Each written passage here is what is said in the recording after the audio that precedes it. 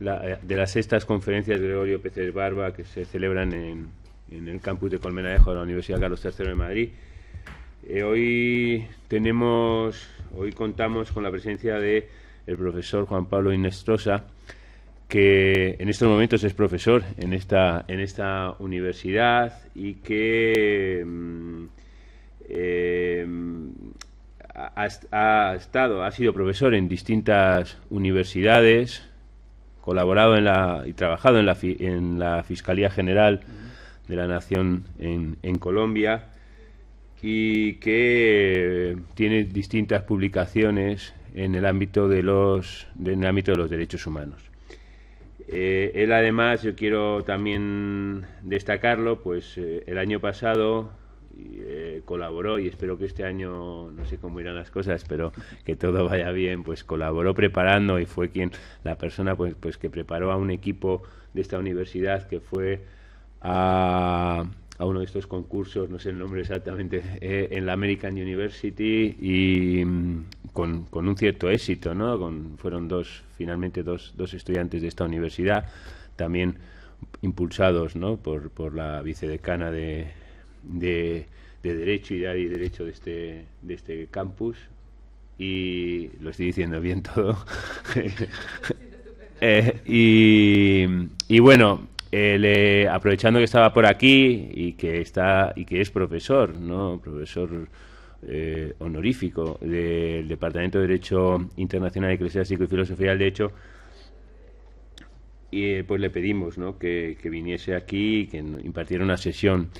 Nos va a hablar sobre la Corte Interamericana de Derechos Humanos y casos de justicia transicional.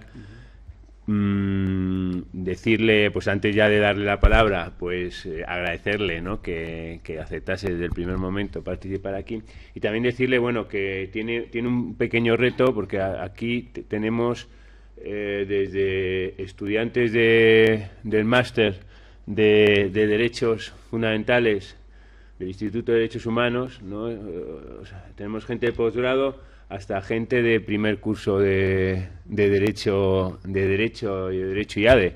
Entonces, bueno, sí pedirte, Juan Pablo, pues que intentes a ver si es posible combinar las dos cosas. Exactamente, y un poco también, pues quizás hasta también en algún momento, pues explicar qué es la Corte Interamericana y esto, ¿vale? Muchas gracias, y ya cuando quieras. Venga. Bueno, pues creo que mejor presentación no pudo haber.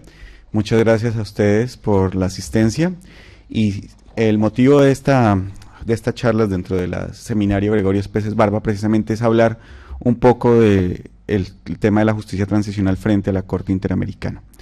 Así como Europa tiene su sistema de protección a derechos humanos dentro del Consejo de Europa, y que está encabezado por el Tribunal Europeo de Derechos Humanos, al otro lado del charco tenemos precisamente la OEA, dentro de la cual está inmersa el Sistema Interamericano de Protección a Derechos Humanos.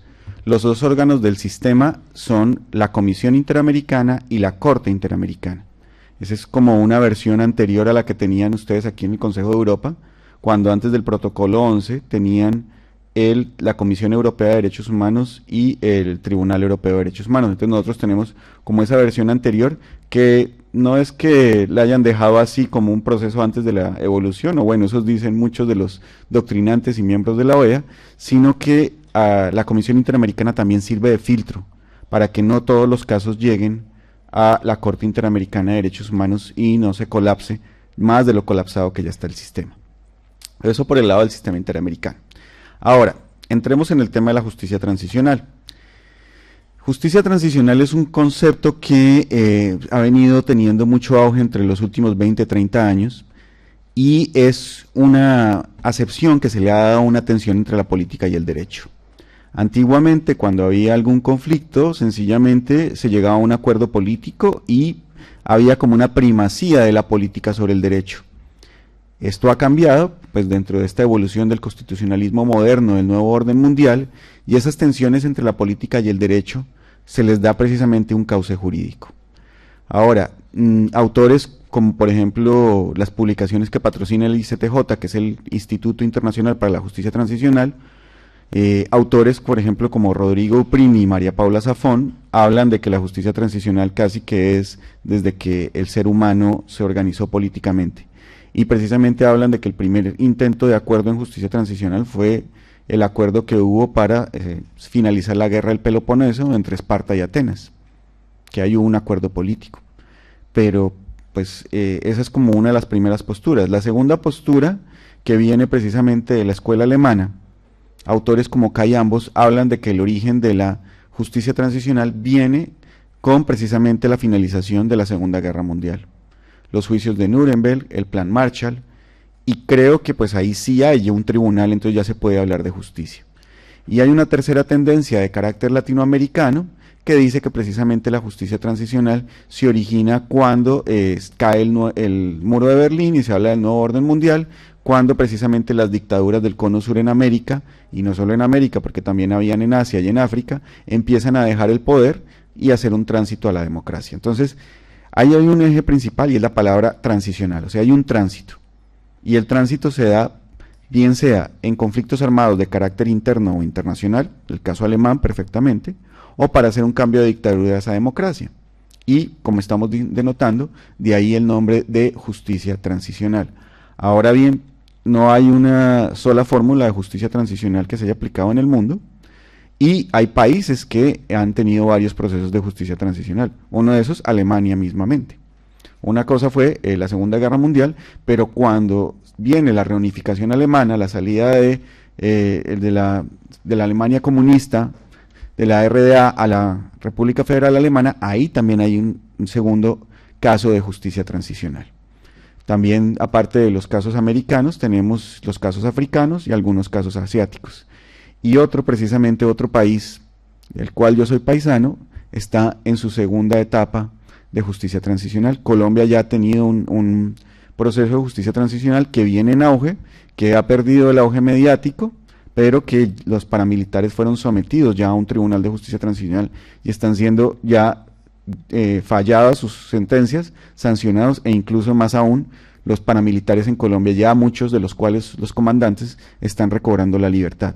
Viene un segundo proceso de justicia transicional, que es el proceso con las FARC, el ELN, que será uno de los motivos que tocaré muy tangencialmente al final de esta conferencia. Ya en el sistema interamericano, tanto la Comisión como la Corte tienen dos líneas jurisprudenciales frente al tema de la justicia transicional. Una, las amnistías, porque muchas veces para entregar el poder, pues obvio, es lógico, un dictador no va a entregarle el poder y a irse de la curul que tiene, sencilla y llanamente, con la promesa de que va a pasar el resto de su vida en la cárcel. De tal manera, igual, un grupo armado al margen de la ley, como la guerrilla guatemalteca o la guerrilla colombiana, pues no va a entregar las armas con la única intención de que el resto de su vida estén dentro de una cárcel, porque propiamente los crímenes que se han cometido, tanto en dictaduras como en conflictos armados, siempre están muy atinentes con las categorías de crímenes de guerra y crímenes de lesa humanidad o crímenes contra la humanidad.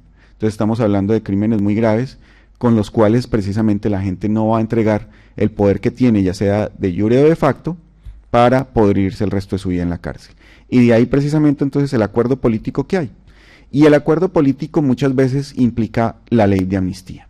Entonces, las líneas jurisprudenciales que hay en la Corte y en la Comisión Interamericana van por esas dos vías. En la justicia transicional analizan el tema de las amnistías, y en los casos en los cuales no han analizado las amnistías, pero que también analizan la justicia transicional, han hablado de la debida diligencia o indebida diligencia. Así entonces, la Corte Interamericana y la Comisión hablan de obstáculos de jure frente a las leyes, sobre todo las leyes de amnistía o de indulto, y obstáculos de facto cuando son las indebidas investigaciones que ya vamos a ver. El inicio de todo este tema del análisis de la justicia transicional en el sistema interamericano de protección a derechos humanos viene precisamente con la Comisión, antes de llegar a la Corte. Y es precisamente en la década de los 90 cuando empieza precisamente este tema de el nuevo orden mundial y la caída del muro de Berlín.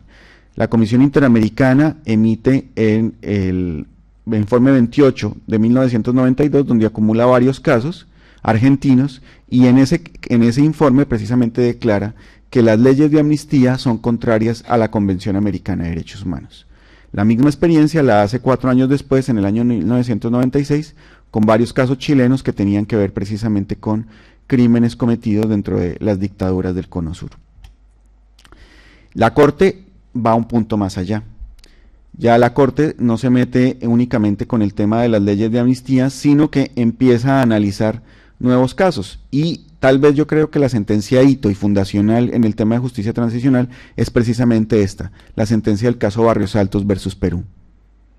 Ya no es un tema ya tanto de dictadura, sino el tránsito que hace Perú de la salida del régimen de Fujimori a un régimen más democrático, cuando lo sucede en el poder el presidente Toledo, pues esa lucha contrasubversiva y la creación de grupos casi que clandestinos, grupos de inteligencia y de contrainteligencia militar, como por ejemplo el caso del Grupo Colima, que hace parte de Barrios Altos, pues dan lugar a pronunciamientos de la Corte, sobre todo un punto especial precisamente. Cuando Fujimori deja el poder, hace lo que hicieron todos los dictadores, y es que hace una ley de autoamnistía. Entonces, al momento de intentar juzgar penalmente a todos los responsables de crímenes de guerra o crímenes de lesa humanidad, pues se encuentran con ese obstáculo jurídico que es la ley de amnistía. Y en ese momento la Corte pronuncia esa cita jurisprudencial que estamos viendo ahí, que la Corte considera que son inadmisibles disposiciones de amnistía, disposiciones de prescripción y el establecimiento de excluyentes de responsabilidad que pretendan impedir la investigación y sanción de los responsables de violaciones graves de derechos humanos, tales como la tortura, ejecuciones sumarias y desapariciones forzadas, todas ellas prohibidas por contravenir de derechos inderogables reconocidos por el derecho internacional de los derechos humanos. Entonces, ahí tenemos precisamente el tema de la tensión jurídica frente a la tensión política, pero la Corte Interamericana siempre en su línea jurisprudencial ha optado por esta sentencia fundante. No es posible oponer amnistías ni indultos a crímenes de guerra y a crímenes de lesa humanidad. Creo que se fue el sonido, pero ¿está bien? Ah, bueno, lo que hicimos fue solucionarlo, perfecto. Otro caso que tiene que ver con Perú precisamente es la masacre de la Cantuta, donde vuelve y retoma esta línea jurisprudencial de que leyes de amnistía y indulto son incompatibles con la protección de los derechos humanos. Y la línea vuelve y se retoma en casos como el penal de Castro Castro. Ya en penal de Castro Castro, que es muchos años después a Barrios Altos, lo que ha hecho la Corte Suprema de Justicia o el Tribunal Supremo de Justicia peruano es acoger la jurisprudencia de Barrios Altos y dictar un auto que declara la nulidad general de todos los casos que han sido archivados en virtud de la ley de amnistía. Entonces ya hay un segundo estadio después de la famosa sentencia de Barrios Altos. Y quiero resaltar digamos que la obediencia o el respeto que tiene en general las cortes en Latinoamérica a la Corte Interamericana de Derechos Humanos, porque esa primacía que la exponemos los profesores de Derecho Internacional de los Derechos Humanos, esa primacía de la Corte Interamericana sobre los tribunales internos en todos los países latinoamericanos no está clara.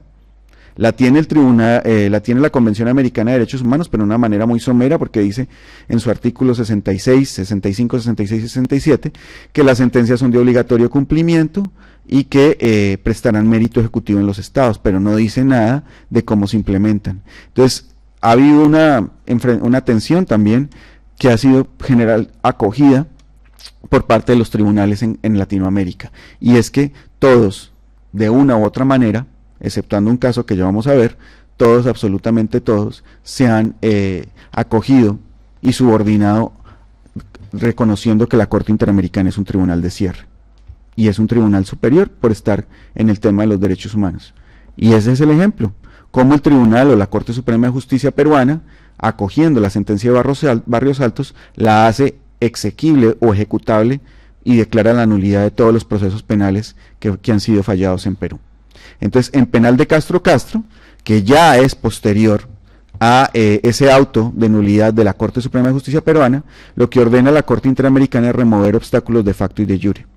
Otra cosa importante del caso de penal de Castro Castro es que por primera vez se aplica la Convención de Belén do Pará, que para los conocidos aquí del máster es la Convención Interamericana para prevenir y sancionar la violencia contra la mujer. Este es unos hechos de alteración de orden público en una institución penitenciaria de carácter femenino, donde hubo precisamente agresión sexual por parte de los guardas al momento de que hubo motines y desórdenes en el penal de Castro Castro. Pero ya la Corte, en casos como Cantuta o Penal de Castro Castro o Comunidad de Campesinas de Santa Bárbara, entre otros, de los muchos que ha habido en la justicia transicional peruana, ya da por hecho que se ha declarado la nulidad, y así ha sido, se ha declarado la nulidad de la ley de amnistía dentro de las causas penales. Venimos con otro caso muy importante, que es el caso Almonacid Arellano versus Chile. Y la cita jurisprudencial es precisamente muy parecida. Por las consideraciones anteriores, la Corte estima que los Estados no pueden sustraerse del deber de investigar, determinar y sancionar a los responsables de los crímenes de lesa humanidad, aplicando leyes de amnistía u otro tipo de normativa interna. Consecuentemente, los crímenes de lesa humanidad son delitos por los que no se puede conceder amnistía. O sea, la Corte es muy tajante frente al tema de amnistías de indultos frente a crímenes de lesa humanidad. Y el caso Almonacid Arellano también me sirve para hablar de dos cosas. La primera, que es la primera ocasión, valga la redundancia, en la cual la Corte Interamericana acude a la figura del contexto.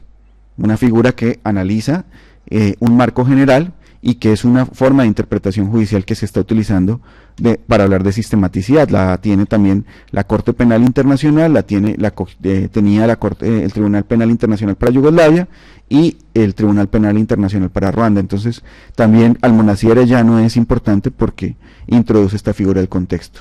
Y una segunda figura que sí tiene que ver más con la justicia transicional es que introduce por primera vez en Almonacid Arellano la figura del control de convencionalidad. ¿Qué es eso del control de convencionalidad? Es otro control aparte que tienen que hacer los jueces. Los que venimos del constitucionalismo latinoamericano, se habla mucho allá del control difuso y del control directo. El control directo de constitucionalidad es el que hacen los tribunales constitucionales. Y el control difuso es aquel que hacen todos los jueces cuando, por excepción, y valga la redundancia, por excepción, eso es muy excepcional, pero se puede hacer, algún juez inaplica una norma aplicando la excepción o ejecutando o invocando más bien la excepción de inconstitucionalidad. Es decir, que hay una norma que considera el juez que por vía de la excepción es contraria a la Constitución. Pues bien, lo que introduce la Corte Interamericana como deber general para todos los jueces en Latinoamérica es que haya un control de convencionalidad. Y cuando un juez, un intérprete jurídico en todo el continente americano encuentre que una ley o normativa es contraria a la Convención Americana de Derechos Humanos, la tiene obligatoriamente que inaplicar. Y más en estos casos de control de convencionalidad. Y esto lo retoma la Corte porque en Chile, lo mismo que en Perú, también en caso de Barrios Altos, fueron sancionados disciplinariamente jueces que intentaron inaplicar la ley de amnistía por considerarla contraria a los derechos humanos. Entonces la Corte, al contrario, lo que hace aquí es reivindicar la acción de estos jueces que inaplicaron la ley de amnistía y imponer el tema del control de convencionalidad. Guatemala. El caso guatemalteco tiene las dos acepciones, sobre todo en el caso de la masacre de las dos R's, que ya es un tema muy posterior al Almonacid Arellano este caso de Barrios Altos, habla de que la eventual aplicación de las disposiciones de amnistía en la Ley General de Rehabilitación, en este caso, contravendría obligaciones derivadas de la Convención. En razón de esto, el Estado tiene el deber de continuar sin mayor dilación con el proceso penal, en el cual se incluya la multiplicidad de los delitos generados en los hechos de la masacre, para su debida investigación y juzgamiento eventual, y sanciones a los responsables de estos actos. Después, y antes incluso, Guatemala ha tenido otros casos de justicia transicional, como son los casos de la masacre Plan de Sánchez, el caso Mac y el caso Molina Thyssen, pero ahí sobre todo se ha metido en el tema de la debida diligencia. Digamos que el tema de la debida diligencia lo tocaré cuando finalicemos la cuestión de las amnistías.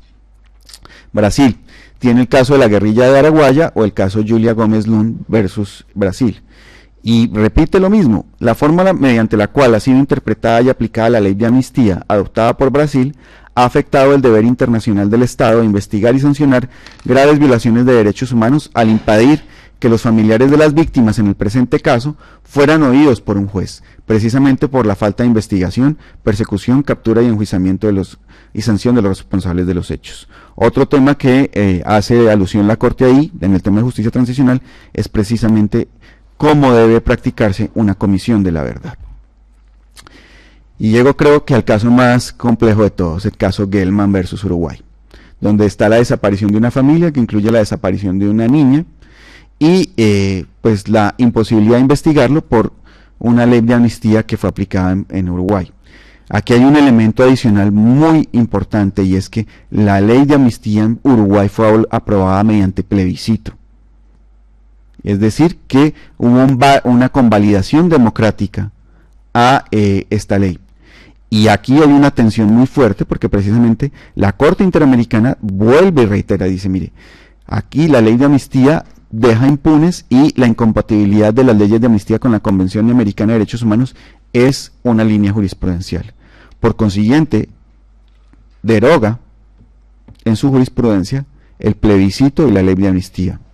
La tensión ha presentado porque remover estas heridas muchas veces implica que se tiene que investigar y sancionar a los responsables de graves violaciones a derechos humanos.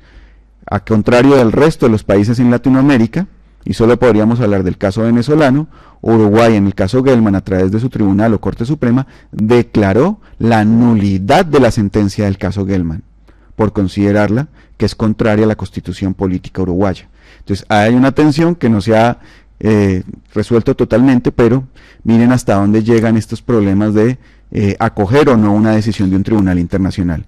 Y en el caso uruguayo, el Estado uruguayo no ha querido acoger esta jurisprudencia de la Corte Interamericana de Derechos Humanos. Ahora, algunos critican que el tema del plebiscito, la Corte Interamericana, y creo que puede ser así, lo falló de manera muy escueta. En un párrafo, cuando Uruguay se está defendiendo en la Corte, alega que esta es una convalidación democrática por la ley de plebiscito, o porque el plebiscito convalida la ley de amnistía. Y la Corte lo que le dice es que, según la Convención de Viena sobre el derecho de los tratados, una parte no puede alegar derecho interno para incumplir una obligación internacional.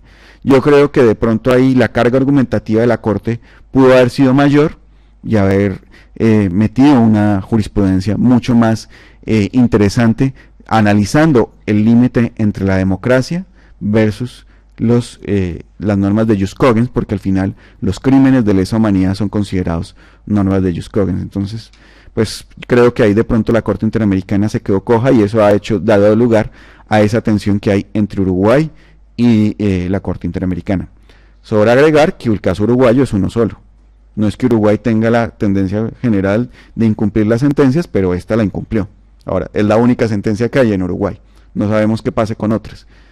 Por otro lado, y hay tensiones en el caso venezolano, porque Venezuela se fue del sistema, y en el caso de la República Dominicana, que también se ha ido del sistema. Entonces digamos que la mayoría de los países, como lo estaba diciendo desde un principio con el caso peruano, tienen una subordinación frente a la Corte Interamericana, pero esta no es una posición unánime, tristemente, en nuestro continente. El Salvador. En El Salvador, la primera sentencia es precisamente la del caso de las hermanas Serrano Cruz, donde habla de la debida diligencia. Como les digo, voy a cerrar el tema de las leyes de amnistía y después me meto con qué es la debida diligencia. Y tenemos la masacre del Mozote. El año pasado, precisamente, Javier Dorado habló mucho de esta sentencia en estas conferencias.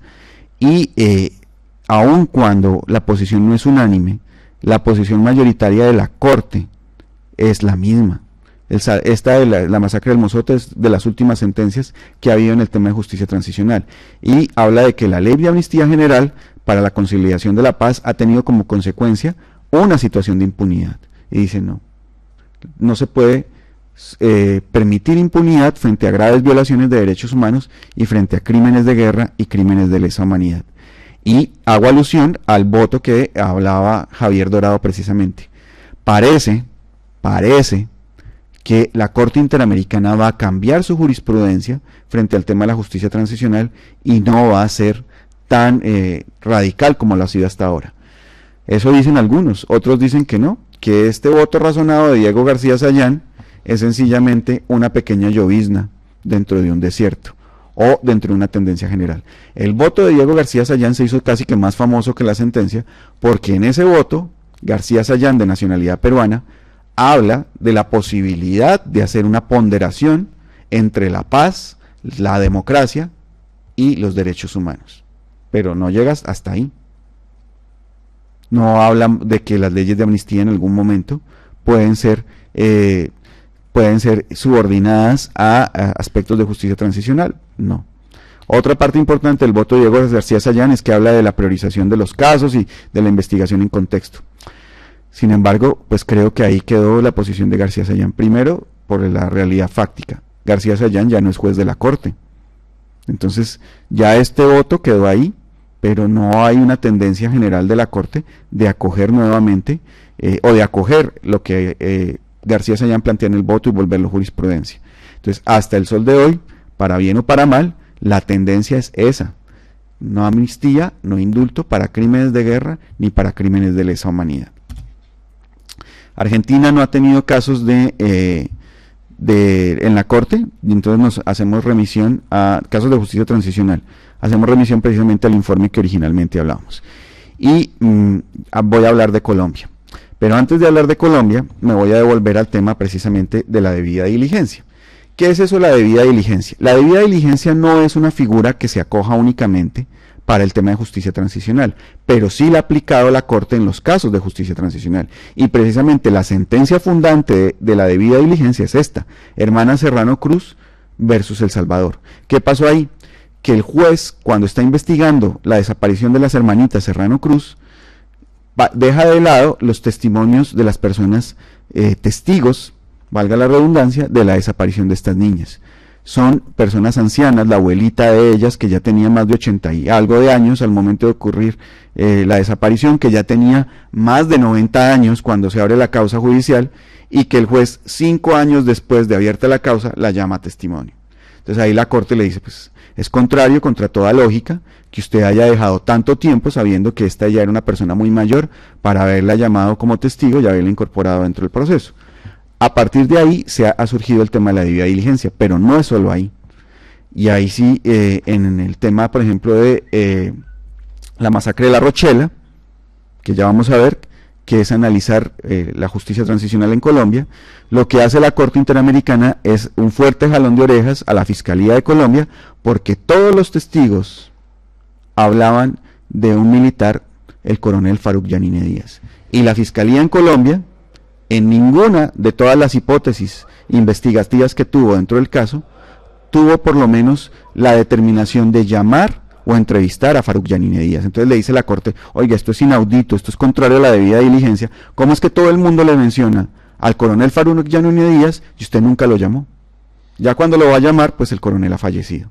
Entonces, esa es la excusa de Colombia. Dice, mire, cuando lo llamamos nosotros, pues ya nos tocó declararlo reo prescrito por haber fallecido. Entonces la Corte le dice, sí, pero es que él fallece 20 años después de ocurrida la masacre, entonces usted tuvo 20 años para llamarlo, nunca lo hizo. Y eso es lo que en principio se constituyó como la debida diligencia, pero que ha ido más allá. Por ejemplo, en casos de justicia transicional, como el caso MAC versus Guatemala, el indebido manejo de la cadena de custodia de las pruebas dentro de unos casos de justicia transicional, de investigación en justicia transicional, la Corte Interamericana ha dicho, mire, esto va otra vez contra la debida diligencia. También ha dicho la Corte, hay que aplicar el protocolo de Minnesota, que es un protocolo extensísimo de más de 200 pasos para saber cómo hacer la exhumación de un cadáver, y obvio, esto tiene que incluirse en casos de justicia transicional, o aplicar el protocolo de Estambul, que es un protocolo también de medicina legal o médico-jurista, para decir cómo tiene que hacerse una evaluación en la tortura. Entonces, las líneas de la Corte Interamericana sobre todo han apuntado al tema de la amnistía, pero no se han quedado ahí, han hablado también de la debida diligencia. Y al final, tanto la ley el tema de la amnistía como la debida diligencia, lo que apunta es a lo siguiente: tiene que haber justicia para las víctimas, remover obstáculos de jure y de facto. Una impunidad no garantiza precisamente que haya verdad, justicia y reparación, que ese es el tridente o la triada que ha establecido la Corte. Bueno, está bien, la Corte nunca ha dicho que la justicia transicional no tiene que aplicarse, pero ha dicho, la justicia transicional tiene que implicar verdad, justicia y reparación. Y siempre hace alusión a su primera sentencia, el caso de Velázquez Rodríguez versus Honduras, donde precisamente la Corte dice, mire, a las graves violaciones de derechos humanos hay que investigarlas, procesarlas y sancionarlas. Y eso es lo que dice la Corte.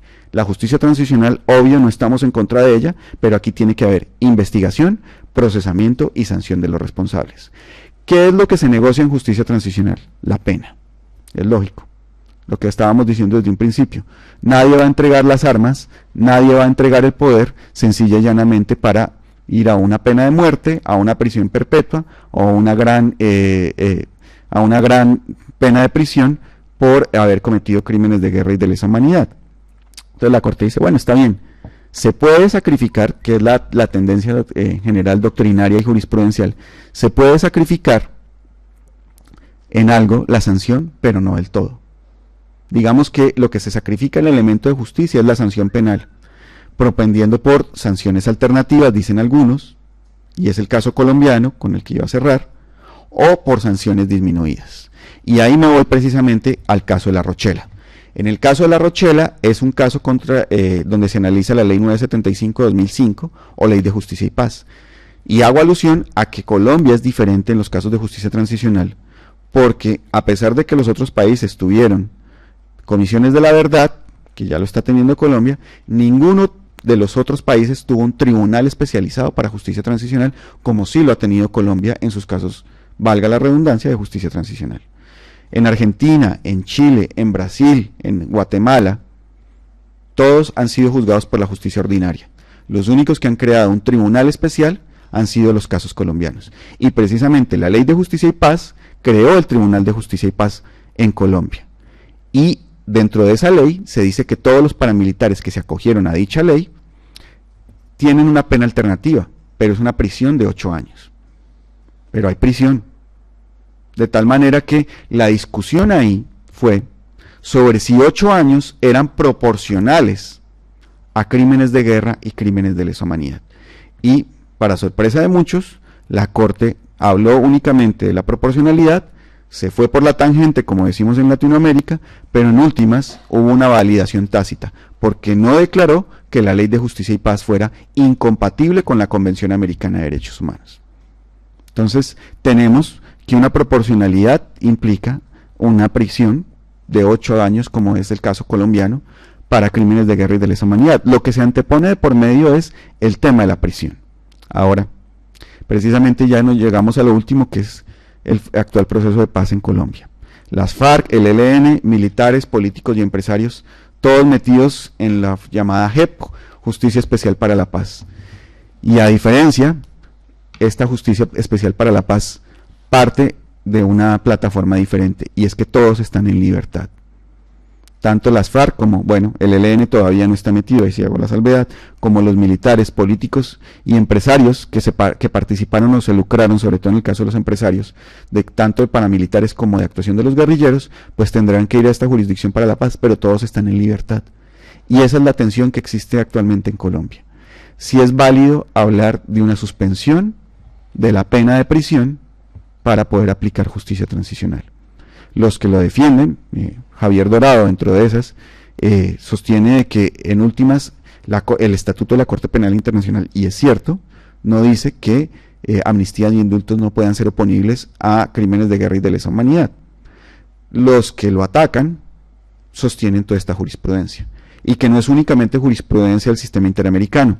Hay otro caso, que es el caso de Hugo Sánchez versus Uruguay, donde también Uruguay, el Comité de Pacto de Derechos Civiles y Políticos en la ONU, en su jurisprudencia le dijo a Uruguay lo mismo, le dijo, su ley de amnistía es incompatible con el Pacto de Derechos Civiles y Políticos. Entonces, como que el derecho internacional de los derechos humanos tiene una posición diferente al derecho internacional humanitario y al derecho penal internacional. ¿Cuál es? Que para los otros dos, amnistías e indultos sí proceden para crímenes de guerra y de lesa humanidad, para el derecho internacional de los derechos humanos no.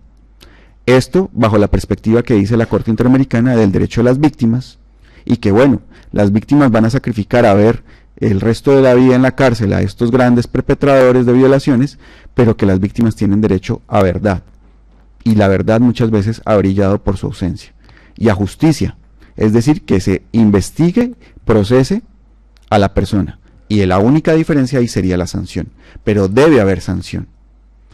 Vamos a ver qué pasa. Ojalá, para bien del país colombiano, Javier Dorado y todos los que tienen esa posición sean los que triunfen, porque lo que podemos ver nosotros es que el caso colombiano en la Corte Interamericana en algún momento se puede caer. Y precisamente esto ya me lleva a hablar de las conclusiones. como hemos visto, leyes de amnistía e indulto en general para el derecho internacional de los derechos humanos son incompatibles para crímenes de guerra y crímenes de lesa humanidad. Habíamos visto también el tema de la debida diligencia, de que estas investigaciones tienen que ser llevadas bajo ciertos estándares. Ya hablamos del caso de La Rochela, del caso de las hermanas Serrano Cruz, del protocolo de Minnesota, del protocolo de Estambul, pero también la Corte Interamericana, y me devuelvo al caso brasilero, en el tema de la debida diligencia, Brasil creó una comisión de la verdad, pero fue una comisión de la verdad de papel, donde nunca llegaron a nada, donde hubo grandes serpentinas y música y fanfarria para fundar la Comisión de la Verdad, pero su informe fue confidencial.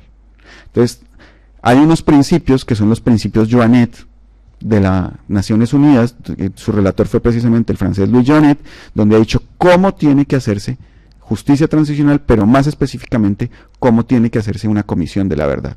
La comisión de la verdad tiene que tener participación de género, ser democrática, sectores de la población civil, no se le puede oponer reserva o sigilo o derechos de carácter confidencial a lo que está investigando las comisiones de la verdad. Y en el caso brasilero no pasó, entonces lo mismo, otra vez, debida diligencia. Si va a haber verdad, la verdad tiene que ser amplia. Y si tiene que haber reparación, también la reparación tiene que ser amplia. ¿Cuál es el punto aquí? Que esto en la jurisprudencia de la Corte Interamericana es un tridente muy sui generis, porque verdad y justicia, que ya hablamos precisamente desde Barrios Altos, la Corte Interamericana ha dicho que verdad es un derecho de doble acepción, una individual para las víctimas, una colectiva para toda la sociedad, pero que en últimas el derecho a la verdad en su mínima expresión es reducido a esto: hechos, motivos y autores. Que se conozca qué pasó, por qué pasó y quién lo cometió. Y hace mucho énfasis la Corte Interamericana en que son los autores intelectuales y los materiales, o lo que llaman los penalistas, los coautores y los autores mediatos. Pero todos tienen que salir a la luz pública. El derecho a la justicia, también la Corte Interamericana lo ha reducido a su mínima expresión, ya lo hemos hablado: investigar, procesar y sancionar a los responsables. Y el derecho a la reparación es el quid de este asunto, porque la Corte Interamericana ha cimentado una jurisprudencia que ya acogió el Tribunal Europeo, pero en la cual el sistema interamericano fue precursor de la reparación integral. Y es que la víctima no queda reparada únicamente con el tema pecuniario, y se abre otra vez el espectro de las otras formas de reparación. Por ejemplo, restitución en casos de comunidades indígenas, devolverle las tierras. Bueno, indemnización bajo sus daños, rehabilitación, que es darle tratamiento médico, psiquiátrico y psicológico a las víctimas, y me quedo con las dos últimas: satisfacción y garantía de no repetición.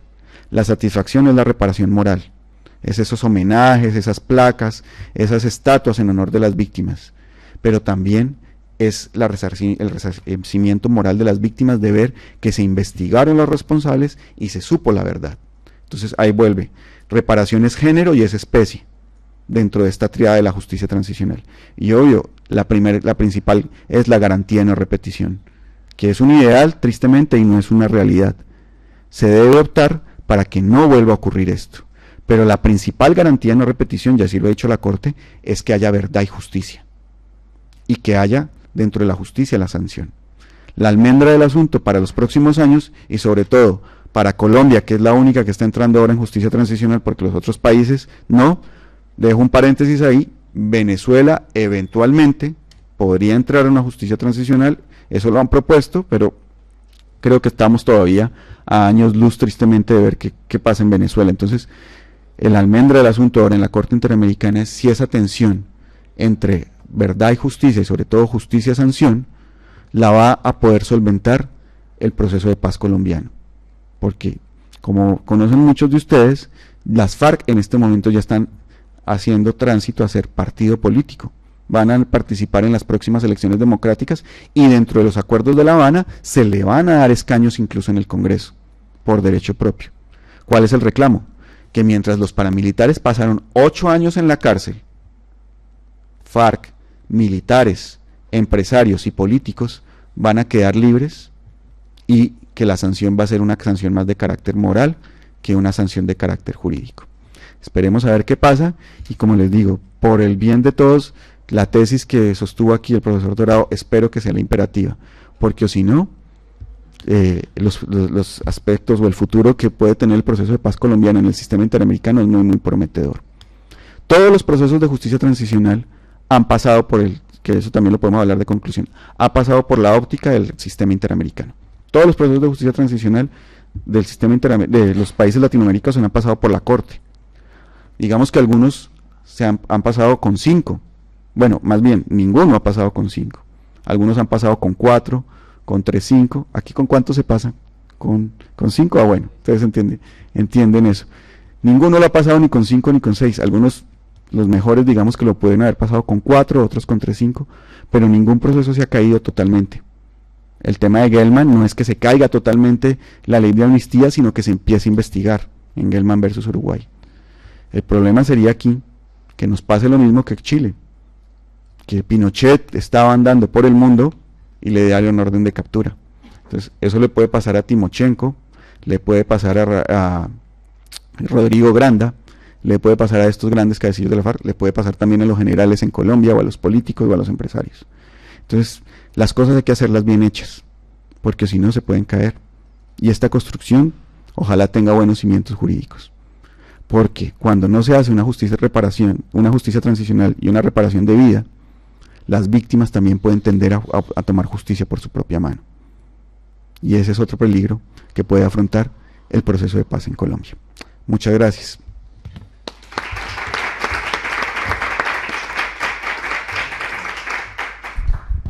Bueno, pues muchas gracias, Juan Pablo, por tu interesante conferencia. Tenemos ahora un tiempo. Gracias.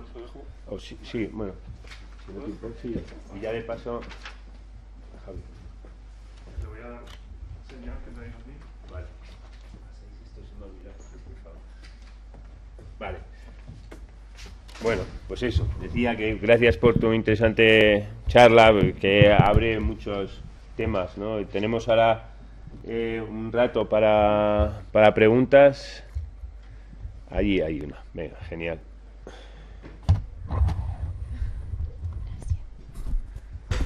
Hola, buenos días. Me gustó mucho su presentación. Soy chilena, mi nombre es Lucía Gaete y soy estudiante del Máster en Derechos Fundamentales. Quiero hacerle 2 preguntas. Una que tiene que ver con algo que usted mencionó al final, que es la participación de los pueblos indígenas colombianos en este proceso.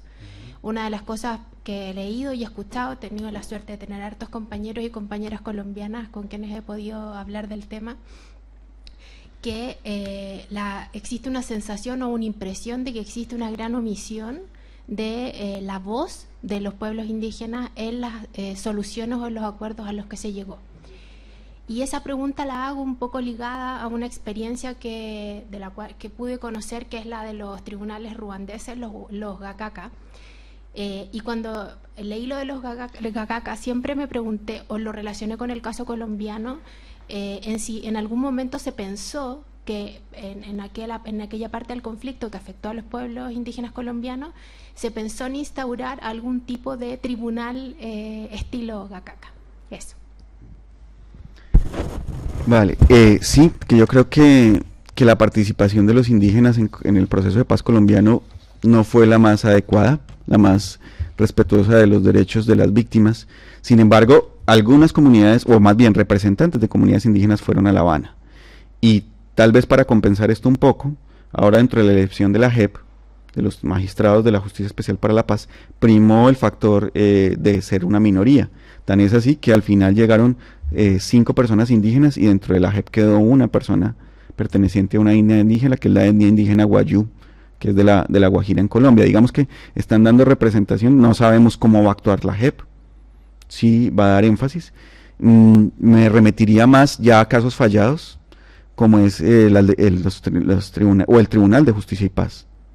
El tema, por ejemplo, de Hernán Giraldo, alias el Taladro, comandante del bloque Tayrona de los paramilitares en la Sierra Nevada, lo que ha hecho y ha encontrado la Sala de Justicia y Paz de Barranquilla, ha reivindicado en algo estos derechos de los pueblos indígenas por la persecución que sufrieron los Tayronas, por ejemplo, ahí, o los mismos Guayú dentro de la Sierra Nevada de Santa Marta. Sin embargo, estas sentencias todavía falta que tengan mayor implementación.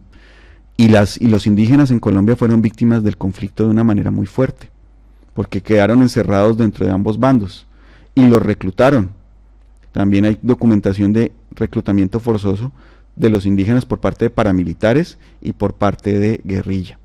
Entonces ahí está como la representación.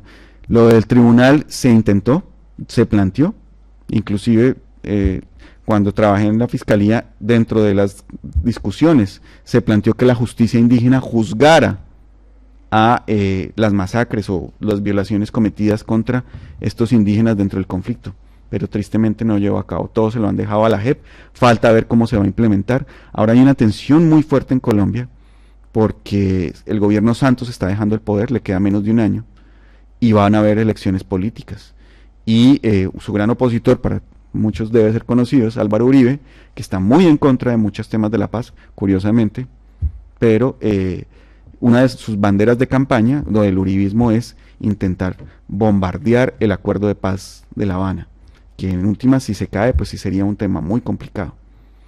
Y dentro de esto también venden el tema de los derechos de los indígenas, pero realmente las críticas no hacen, lo que hacen es avivar el fuego, pero no se propone una solución concreta. Entonces creo que el tema de los indígenas es una gran deuda que habrá, que se puede ser de alguna manera resarcida de acuerdo a lo que falle y sus sentencias de la JEP, porque hay casos de, por ejemplo, a mí me parece muy grave el tema de los Agua en Nariño, donde se puede hablar casi de un genocidio, porque hubo un gran exterminio masivo de indígenas Agua por parte de la guerrilla en el Nariño o en el Tumaco nariñense, que es la costa del Pacífico colombiano. Y más que el exterminio, de manera directa, fue que ellos quedaron inmersos dentro de unas rutas de droga, porque al final las FARC, bueno, no era solo conflicto, sino también tema de droga, narcotráfico. Entonces, como ellos quedan en su territorio, queda inmerso en una ruta de circulación de droga, lo que hacen es que colocan minas antipersonales dentro de el territorio Agua. Entonces ellos están al final imbuidos y no pueden salir de su propio territorio, de lo cual empiezan a padecer hambre. Y fallecieron muchas personas, ya no por exterminio directo de las FARC, sino por ese exterminio indirecto con ocasión de la hambruna que vino cuando las FARC hicieron el cercamiento. Entonces, no sé, hay muchas cosas que se tiene para descubrir, pero sí, el tema todavía el procesamiento y la participación de los indígenas en la justicia transicional en Latinoamérica brilla por su ausencia.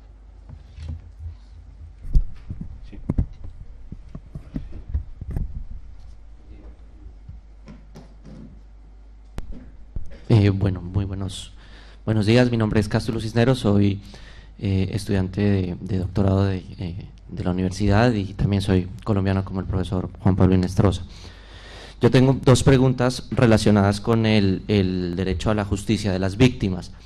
El primero es, en el Acto Legislativo 01 del 2012 se estableció un modelo nuevo frente al tema de los criterios de priorización y de selección de casos referentes a investigaciones y demás en temas de justicia transicional en Colombia.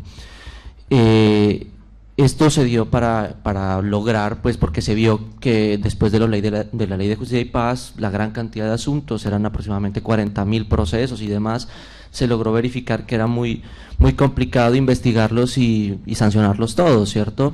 O cuando menos pues investigarlos. Entonces se estableció constitucionalmente esta modalidad. Entonces yo quisiera saber qué opina el profesor Inestrosa frente a esto y si está conforme a lo que ha establecido la Corte Interamericana. Eso es lo primero.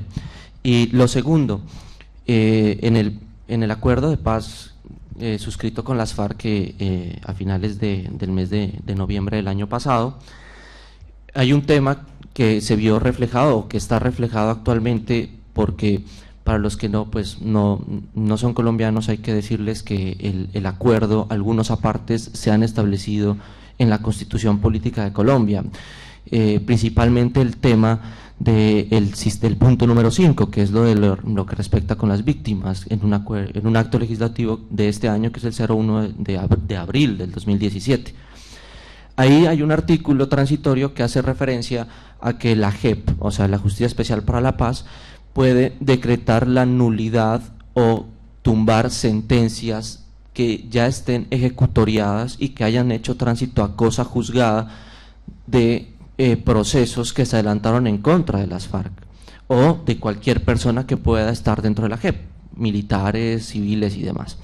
Entonces mi pregunta va dirigida hacia si ese punto es o no conforme al sistema interamericano, porque cuando menos eso está afectando un principio constitucional que es el principio de la seguridad jurídica, sí, la cosa juzgada y demás.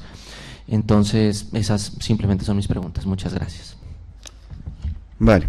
Bueno, priorización y selección. Lo que pasa es que eso es alto turmeque, como diríamos en Colombia, y no lo ha tocado, pero pues, ¿qué pasa? Y eso precisamente hace parte del trabajo que se está haciendo en la tesis doctoral con Javier Dorado. La justicia transicional puede colapsar. Alguna vez también lo hablaba con el profesor Rodríguez Uribes, que él fue director de víctimas aquí en España, pero las víctimas de la ETA no pasan a ser más de 1000 durante toda la historia del conflicto, si podemos hablar conflicto, o de la tensión que hay con la ETA, con el tema vasco en España. Mientras que las víctimas en Colombia pueden pasar más de 5 millones. Además, es un conflicto de más de 50 años. No hay poder judicial en el mundo que pueda investigar eso. Y eso precisamente pasó con la Ley de Justicia y Paz, como lo estaba diciendo Cástulo. Empezó a arrancar la Ley de Justicia y Paz, pasaron 8 años, se empezaron a cumplir precisamente las penas cumplidas, valga la redundancia, de los comandantes paramilitares, y no había ni una sentencia. Porque ir hecho a hecho y caso a caso es muy difícil. O sea, ir hasta el robo del ganado, porque lo hicieron, ir hasta la última vaca, la última cabra que hayan robado los paramilitares en Colombia, pues era muy difícil. Entonces, a partir de eso surgieron figuras como la priorización y la selección. Dentro de eso, por ejemplo, ahí está conocido el tema de la famosa consultoría que hace Baltasar Garzón a instancias de la OEA, donde se recomienda eso. La priorización y la selección. Ahora, priorización es diferente a selección, ¿no? Priorizar es decir, vamos primero por unas cosas y dejamos otras para después. Selección tiene un problema más complicado y es sencilla y llanamente, solo vamos a juzgar esto y lo otro no lo juzgamos. Entonces hay una gran diferencia entre priorización y selección. Y pues la Fiscalía, la Unidad de Justicia y Paz en Colombia, en la época del doctor Montealegre, fue la pionera en el tema de priorización. Tan es así que después eso se llevó a México y se llevó a otras partes, y ahí se empieza a hablar de las macroimputaciones y el contexto y los patrones y las prácticas y el modus operandi, pero bueno, eso es harina de otro costal y no hace parte de esta conferencia. Entonces digamos que priorización sí está en alguna manera cumpliendo los estándares. Tan es así que el voto de García Sayán en el Mozote lo citan mucho para defender la priorización, porque García Sayán cita expresamente el tema de la priorización y es consciente y dice, mire, esto cuando estamos hablando de millones de víctimas o de cientos de miles de víctimas, esto no es fácil de sacar. Esto investigar caso a caso es muy difícil. Entonces se empieza a montar lo que llama uno en penal crímenes de sistema, una sistematicidad de que las víctimas están enmarcadas dentro de un patrón o una práctica de violaciones a derechos humanos. Pero eso no es excluyente con los derechos de las víctimas. Lo que pasa es que muchas veces el caso a caso no se va a poder juzgar, y ahí surge precisamente la figura del contexto. Entonces esa no es contraria a la Convención Americana de Derechos Humanos. La que sí surge en mis dudas es la selección.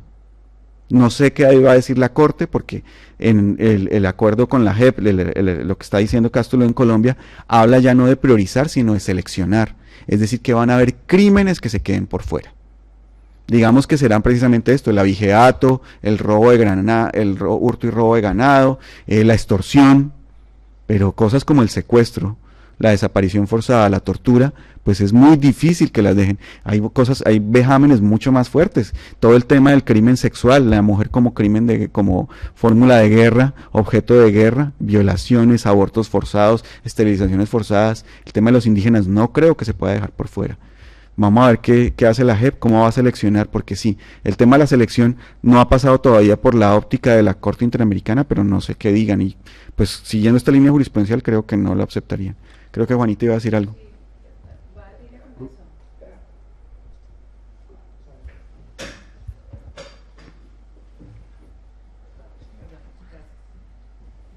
Solamente que quería saber a ciencia cierta si la selección implica impunidad o si va a jurisdicción ordinaria. Y de jurisdicción ordinaria, ¿no? Es decir, sale del ámbito... Tienes que apretar el botón. Hola. ¿La selección significa impunidad o significa simplemente que se va a jurisdicción ordinaria el conocimiento de los asuntos de los cuales prescinda la JEP? Como esto no está totalmente reglamentado en Colombia, están las dos posiciones. Sin embargo, que esto vaya a justicia ordinaria también implica casi que impunidad, porque si no han podido sacar muchas cosas, como el tema de los empresarios y eso, pero bueno, digamos que las causas penales están activas por ser crimen de lesa humanidad, pero puede ahí perfectamente dormir el sueño de los justos. Entonces, falta cómo se acaba de reglamentar el tema de que la selección implique que vayan a justicia ordinaria. Sería el mejor de los escenarios, ¿no? Por lo menos implica que en esto va a haber una investigación. Pero precisamente, el nuevo fiscal general de la Nación, Néstor Humberto Martínez, él dice que él no quiere nada que ver con los crímenes del conflicto. Y esa fue una de las razones que dio para cerrar la dirección de contexto. Que él se dedica al tema, que también Colombia lo tiene, de la criminalidad organizada, de la corrupción, que es un fenómeno que también dentro del cual está inmerso Colombia, pero que no le dejen a la justicia ordinaria los crímenes del conflicto. Entonces, si esa es la posición de los grandes estamentos judiciales en Colombia y esto se va a la ordinaria, no lo van a querer. Y no hay la capacidad, volvemos al tema, la capacidad es muy difícil de darla para investigar millones de casos. Por eso el tema de la periodización, que inclusive me faltaba mencionar, eso fue reformado por la ley 1592, reformó la ley de justicia y paz, e introdujo el concepto de priorización. Entonces, el mejor de los escenarios es que al final se aprueba que vaya a justicia ordinaria, pero yo no veo voluntad política y voluntad jurídica de que la jurisdicción ordinaria coja ese gran remanente, porque va a ser, al final, si se aplica la selección, va a ser más lo que va a la justicia ordinaria que lo que va a investigar la JEP. Que en el sistema SPOA, que es el sistema de la Fiscalía, de la Fiscalía General de Colombia, donde están las noticias criminales, cuando uno le daba FARC a los computadores le botaban a uno más de 10 millones de noticias criminales. ¿Quién investiga eso? La Fiscalía tenía 25.000 personas, ahora lo recortaron a 20.000. Tiene 20.000 funcionarios, 20.000 funcionarios no dan abastos para toda la criminalidad. Entonces, eso es un tema muy complejo. El segundo cuestión era sobre... lo de poder anular las sentencias. Eso sí, es obvio, eso es al contrario. Establecido por el derecho internacional de los derechos humanos. Lo que pasa es que hay una cuestión que es la cosa juzgada. Y ya las sentencias de la Corte Interamericana de Derechos Humanos, por ejemplo, en el caso de la masacre de Mapiripán versus Colombia, o en estos casos de leyes de amnistías, la posición o la línea jurisprudencial de la Corte Interamericana es: usted no me puede oponer derecho interno para incumplir con una obligación internacional. Y entonces ahí le dice, mire, ni amnistía, ni indulto, ni caducidad, ni prescripción, ni non bis in idem, ni cosa juzgada. De tal manera que sí, eso es plenamente válido con el derecho internacional de los derechos humanos, más cuando los crímenes de guerra y de lesa humanidad son imprescriptibles.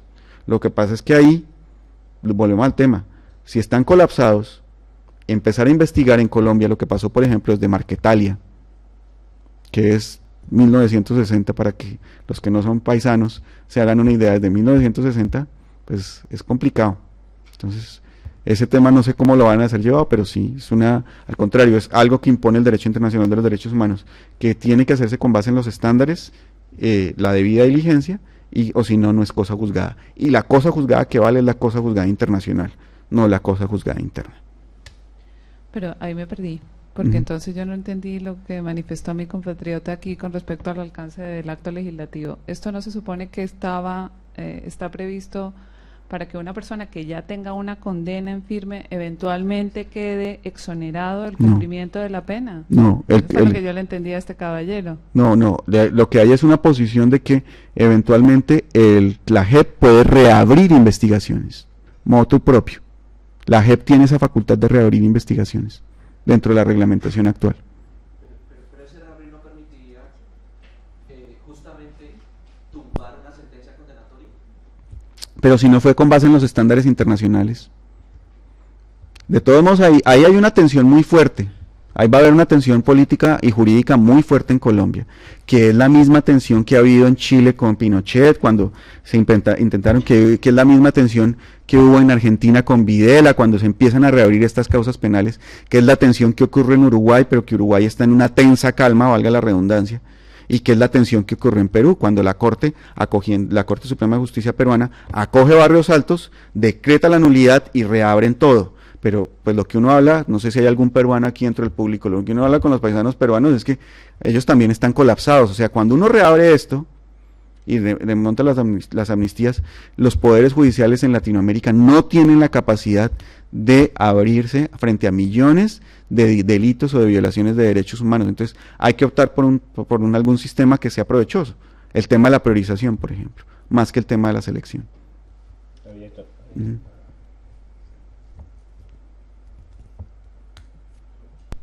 ¿Aló? Sí, ya.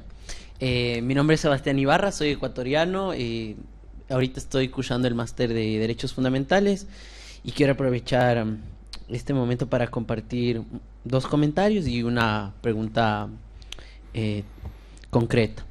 En el Ecuador, en cuanto a la amnistía y al indulto, no tenemos mayores problemas conceptuales en cuanto a la imprescriptibilidad y el hecho de que la amnistía y el indulto que los otorga la Asamblea Nacional no tienen, digamos, en ningún caso procederá contra delitos de lesa humanidad. Ahora, en cuanto al indulto, también en el Ecuador hay una figura de el indulto presidencial. Aquí nosotros sí tenemos un problema porque ni la Constitución ni la ley establecen cuáles son los límites del indulto presidencial. Lo que sí ocurre con la amnistía y el indulto, que son reconocidos por la Asamblea Nacional, y en el artículo 80 de la Constitución es clarísimo cuando dice: las acciones y penas por delitos de genocidio, lesa humanidad, crímenes de guerra, desaparición forzada de personas o crímenes de agresión a un Estado serán imprescriptibles. Ninguno de estos casos será susceptible de amnistía. Entonces ahí no habría ningún problema. El problema que lo tenemos es en cuanto al indulto por parte del presidente. En el otro comentario que quiero hacer es en cuanto a los tribunales especiales. La Constitución de nuestro país, en la letra K, artículo 76, expresamente señala que ser juzgado, que nadie será juzgado por tribunales de excepción o por comisiones especiales creadas para el efecto. Es decir, que es la justicia ordinaria la que se encarga de conocer y resolver los casos en este contexto de delitos de lesa humanidad. Y finalmente, en cuanto a la reparación integral, sí tengo una pregunta, y es específicamente sobre el concepto de la verdad. ¿Qué es lo que pasa en el Ecuador? En el 2007 se creó la Comisión de la Verdad. Tuve la oportunidad de estar liderando este proceso conjuntamente con la ministra de Justicia, y lo que se hizo luego del informe que presentó la Comisión de la Verdad, en donde se realizó la investigación para conocer la verdad de los hechos de todas las personas que se les violaron sus derechos humanos, lo que se hace es reconocer la reparación inmaterial, que es tanto la reparación integral, que está compuesta por material e inmaterial, pero no necesariamente nosotros entendemos o lleva implícito la necesidad de sancionar dentro de lo que conversábamos en este momento del derecho a la verdad, porque para llegar a esta reparación integral, lo que hizo el Ecuador en el 2013 es, en este caso la Asamblea Nacional, promulgar una ley, y esta ley lo que hace es, en el artículo 3, reconocer la responsabilidad objetiva del Estado. Entonces, luego de la responsabilidad objetiva del Estado reconocida, resulta que viene este proceso de reparación inmaterial a favor de las víctimas, y luego se traslada a la Fiscalía General del Estado para iniciar el proceso de juzgamiento, pero esto es más por un derecho de repetición que tiene el Estado en contra de estas personas. Pero en cuanto al concepto de la verdad, en el informe ya está documentada toda la investigación. Entonces, la duda que a mí me cabe es justamente vincular la sanción con el derecho de la verdad, que en el caso ecuatoriano, como lo estoy explicando, no es así, no necesariamente es así. Eso, gracias. Bueno, lo que pasa es que la charla aquí era sobre Corte Interamericana y Justicia Transicional, y no sobre justicia transicional en sí. Pero bueno, habíamos hablado de algunas definiciones, y hay muchos modelos. O sea, de justicia transicional hay muchos modelos. Está, por ejemplo, el que más le gusta a todo el mundo, que es el modelo surafricano, donde precisamente la Comisión de la Verdad, si bien no tiene facultades judiciales, es decir, sancionar, sí es el filtro que decide quién va a la justicia y quién no, con la condición de que cuente la verdad. Entonces, ese es el modelo. Pero no es el único. El modelo alemán, por ejemplo, no tanto el de Nuremberg, sino el actual, el de la reunificación alemana, dejó las facultades jurídicas de verdad a la justicia ordinaria. Y es la justicia ordinaria alemana la que está en este momento sacando esos casos de justicia transicional, a pesar de que se han creado algunas comisiones administrativas. Entonces, de modelos hay muchos. Lo que se intenta hacer siempre es que la verdad esté, bien sea en cabeza del Poder Judicial, o ya cuando es grandemente, como los casos latinoamericanos, con una comisión especial como la que usted cita. Sin embargo, pues no sé si se cumplan todas las características para hablar de justicia transicional en Ecuador, porque no hubo un acuerdo político, no hubo una salida de un conflicto en sí, sin decir que las situaciones de nuestros países muchas veces son muy graves, pero los casos de justicia transicional se han hablado más en Latinoamérica a aquellos países que han hecho tránsito de unos regímenes dictatoriales. Fujimori casi fue dictador, disolvió el Tribunal Constitucional cuando no lo avaló su segunda reelección, o de unos escenarios de conflicto a escenarios de paz. Salvador, Guatemala y Colombia. Entonces, por eso se ha dejado por fuera, lo cual no quiere decir que las comisiones de la verdad, como el caso que se está haciendo en Ecuador, no puedan ser utilizadas para otras cuestiones, como graves violaciones de derechos humanos, aun cuando no estemos en una transición en sí. Entonces, el tema de la verdad no es necesariamente está en cabeza de la justicia. Y precisamente uno de los grandes errores que cometió Colombia con la Ley de Justicia y Paz, la Ley 975, fue ese. Fue que dejaron en cabeza del Poder Judicial colombiano y de la Justicia y Paz, los Tribunales de Justicia y Paz, la verdad. Ya hay un auto del año 2004 con ponencia de magistrado que es Sigifredo Espinosa, donde precisamente se bajan del bus, como decimos en Colombia, y dicen, mire, nosotros no podemos con la verdad. O sea, nosotros déjenos la justicia y gobierno cree una comisión de la verdad, porque si no, esto no se va a poder evacuar. Entonces, hay formas de formas. Lo que sí es que las comisiones de la verdad son el mejor método cuando son violaciones masivas de millones o de cientos de miles de víctimas. Y ya lo de la justicia, pues que usted me toca, pues es que esto le sirve de información a la Fiscalía, pero depende precisamente de si la Fiscalía en el Ecuador tiene o no un resorte, un músculo suficiente para recoger toda una gran información de violaciones masivas y muchas veces sistemáticas, o si no, se colapsa, que es lo que estamos viendo en estos casos de violaciones masivas a los derechos humanos. Muy bien, no sé si hay alguna pregunta más. No, bueno, pues nada, agradecer de nuevo al profesor Inestrosa su charla interesante y convocarles para la siguiente sesión del seminario, que será el día 27 de octubre, viernes. Muchas gracias. Gracias.